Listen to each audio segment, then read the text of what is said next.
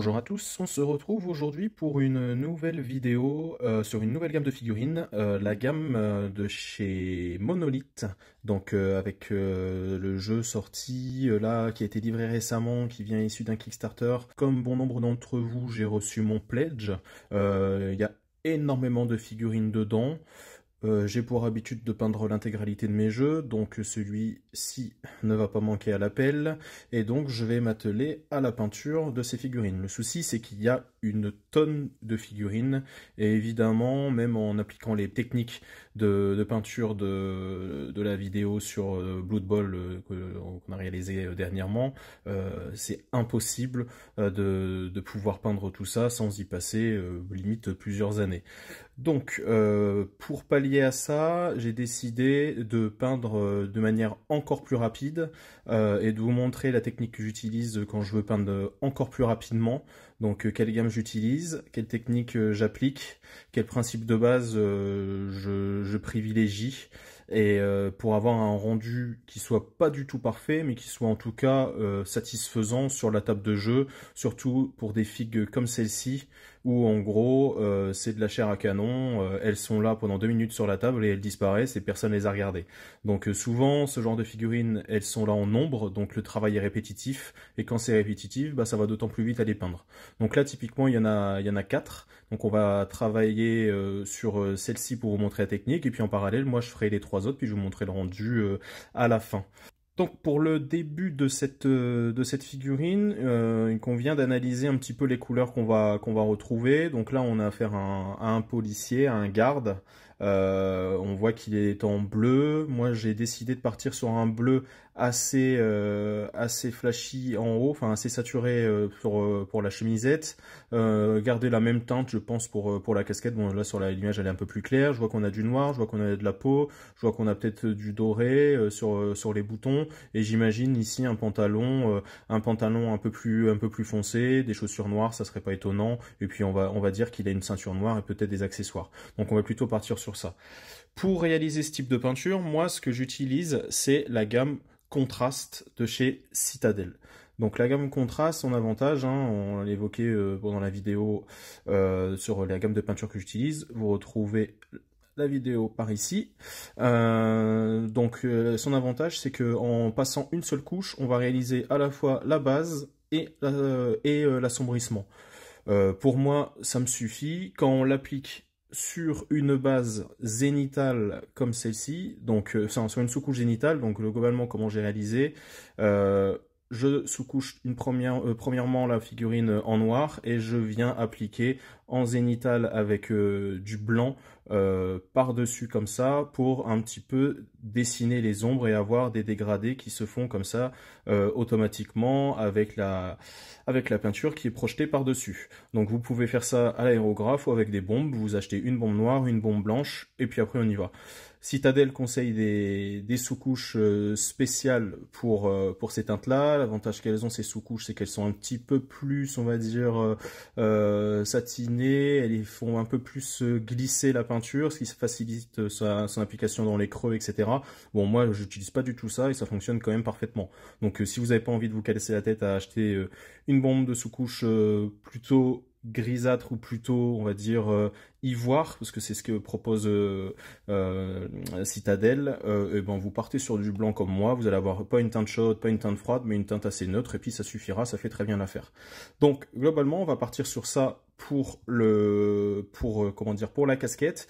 Je pense qu'on va l'assombrir un petit peu, donc on va partir sur du noir, donc du Black Templar avec donc du Talazar Blue. Je vais faire, on va dire, 75-25 de ce mélange-là, et puis on va attaquer. Donc on est parti, finalement ce sera plutôt du 90-10, donc 90 de Talazar Blue et 10% de Black Templar, ça suffit au niveau assombrissement. Ce que j'utilise moi, c'est un pinceau assez usé, qui a déjà vécu, que j'ai pas peur de sacrifier, parce qu'il faut savoir que la texture, le médium, enfin je sais pas comment dire, ce qui permet à la contraste d'avoir un petit peu cette texture, c'est quand même très très mauvais pour les pinceaux. Ça abîme, ça colle. sur les poils, etc. Donc si comme moi vous n'êtes pas forcément très soigneux au niveau de vos pinceaux, etc., je vous conseille de plutôt prendre un vieux pinceau. De toute façon, on n'est pas là pour faire un travail de précision. Donc vous voyez, je vais très vite. Et ça fait l'affaire. Donc là, comme vous pouvez le voir, on a tout de suite les ombres qui se créent donc dans les creux de la chemisette. Je passe juste une couche. Pour moi, ça me va déjà très bien. Je sais pas ce que vous en pensez, mais pour moi, c'est plutôt pas mal. La teinte est pas très saturée. Elle va se lisser un petit peu en séchant. Vous verrez, et je pense que le rendu sera pas mal. Let's go. We see the hype outside, right from the house. Took it straight from outside, straight to the couch. We put the mic outside, edit shit out. You letting the scouts outside. We running the scouts. Voilà pour le bleu de la chemisette. Je vais en profiter pour continuer la partie bleue. Et m'attaquer tout de suite donc au jean. Pour le jean, je vais partir tout de suite sur un bleu beaucoup plus foncé, qui est donc le Leviathan Blue, toujours de chez Citadel, contraste. Donc il est un petit peu désaturé, il est plus foncé et il va faire très bien le job, je pense. Donc moi j'ai pour habitude, quand je mélange pas, d'aller taper directement dans le pot de la contraste. Pourquoi? Parce que globalement elle réagit très mal, je trouve, avec comment dire, avec les palettes humides. Donc moi j'utilise une palette humide, globalement quand on laisse un peu trop longtemps la peinture sur la palette, on se rend compte que elle devient un petit peu, on va dire, épaisse, très bizarre, comme un peu caoutchouteuse. J'ai jamais bien compris le pourquoi du comment, mais globalement c'est ce que je remarque à chaque fois. Donc maintenant j'évite de l'appliquer en amont sur une palette, et donc j'y vais directement dans le pot. Donc je suis un petit foufou, je laisse ça ouvert. Il y a des grandes chances que ça se renverse. J'en ai déjà renversé quelques-uns, mais bon, c'est pas grave. On essaie de faire attention, et puis ça ira. Ain't no control in the game. They never leave. I got tats over my veins, cause that what I bleed. She drink a lot of the bourbon, like she from the street. We got control of the flows in her. Voilà pour le bleu foncé du pantalon. Donc pour le noir, j'utilise donc le même que tout à l'heure, donc le Black Templar. Ce que je vais faire en noir, c'est ces matraques qui sont donc bien noirs. Hop, donc celui-ci aussi, il marque, mais pas tellement. Je trouve qu'il tourne un petit peu gris, mais bon, c'est pas grave, ça fera tout de suite les éclaircissements sans devoir avoir besoin de repasser. Donc moi, ce qu'il faut savoir, c'est que quand je peins de cette manière-là, j'applique pas d'éclaircissement, parce que je me dis que de toute façon, le but est d'aller vite. C'est pas d'y passer 3 heures, aller faire des éclaircissements, etc. Ça va me prendre trop de temps. Donc je laisse, on va dire, la contraste faire son job, et je n'utilise que le rendu, comment dire, de la figurine qui va, comment dire, l'aide du zénithal, qui va laisser apparaître certaines parties donc en plus clair et certaines parties plus sombres, celles qui avaient été moins touchées par la sous-couche blanche. We heard that your wave went dry. We flood in a drought. Heard that your hood outside. We added some routes. We having the goods outside. Move it in and out. You letting the scouts outside. We running the scouts.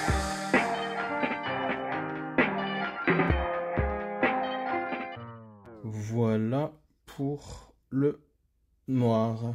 Allez, on va passer au marron.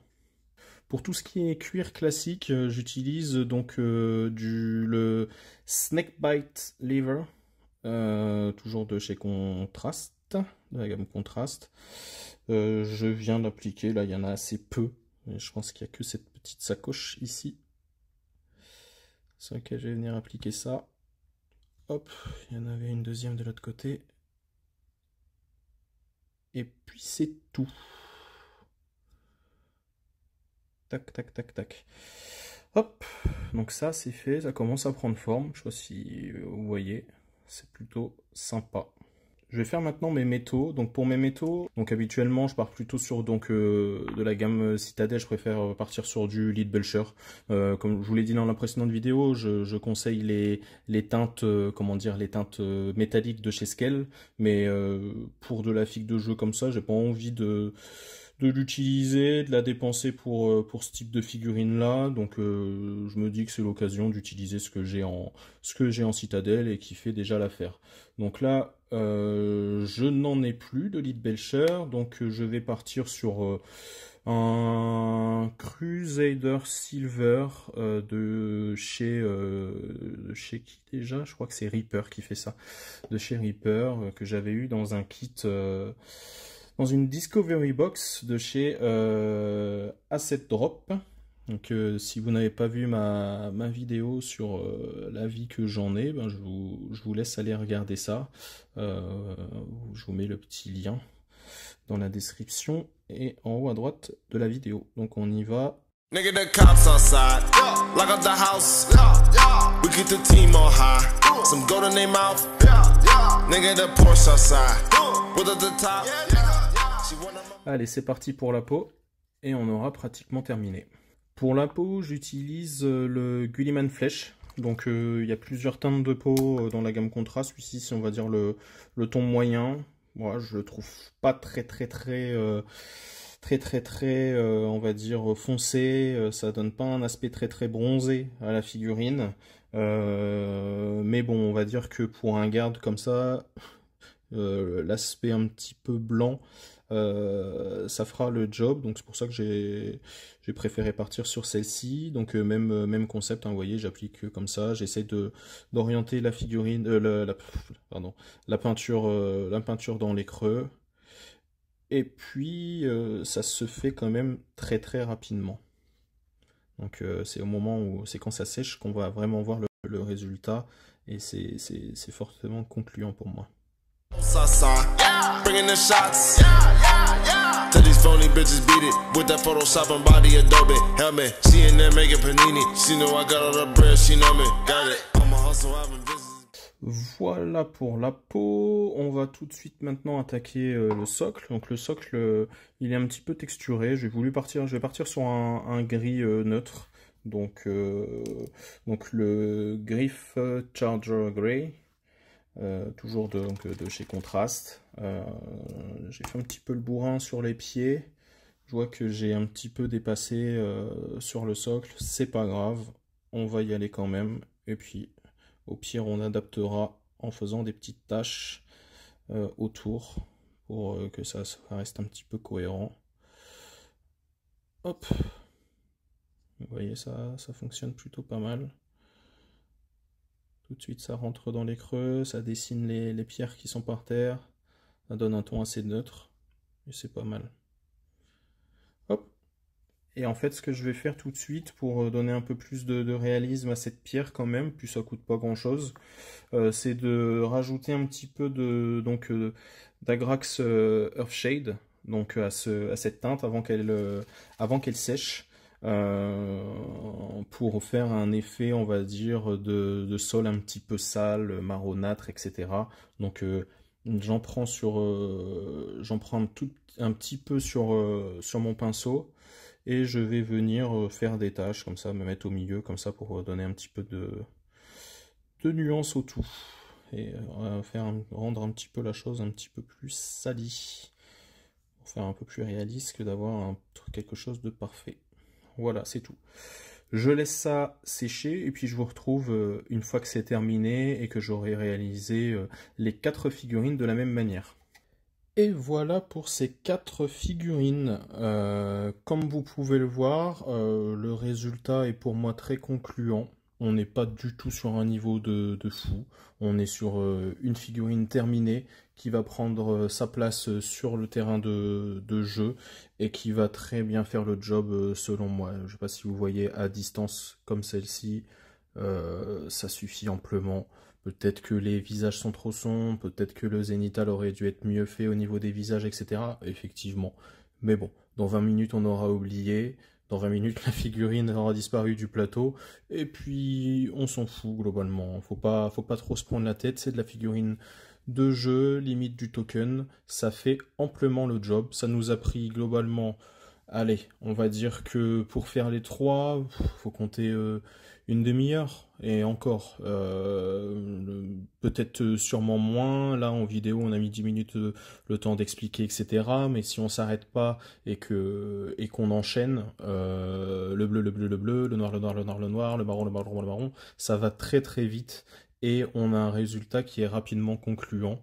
Vous pouvez aller plus loin si vous le voulez, moins loin ça va être compliqué, mais pour moi je trouve que c'est top. N'hésitez pas à me dire ce que vous en pensez en commentaire. En tout cas, je vous remercie de m'avoir suivi pour cette vidéo. On se retrouvera très prochainement pour peindre d'autres figurines de Batman, notamment les équipes du SWAT. Donc on verra ça la prochaine fois. J'espère que ce type de vidéo vous plaît et on va dire, vous décomplexifie de la quantité de figurines que vous avez, hein. Là, on voit très bien qu'on peut arriver à des résultats assez concluants, notamment pour des débutants, etc., de manière très très rapide. Donc voilà, j'espère que ça vous a plu. Si ça vous a plu, comme d'habitude, n'hésitez pas à me mettre un like, un petit pouce bleu, et si vous ne voulez pas louper les prochaines vidéos, abonnez-vous, activez les notifications. On se dit à la prochaine, et puis bonne peinture à vous.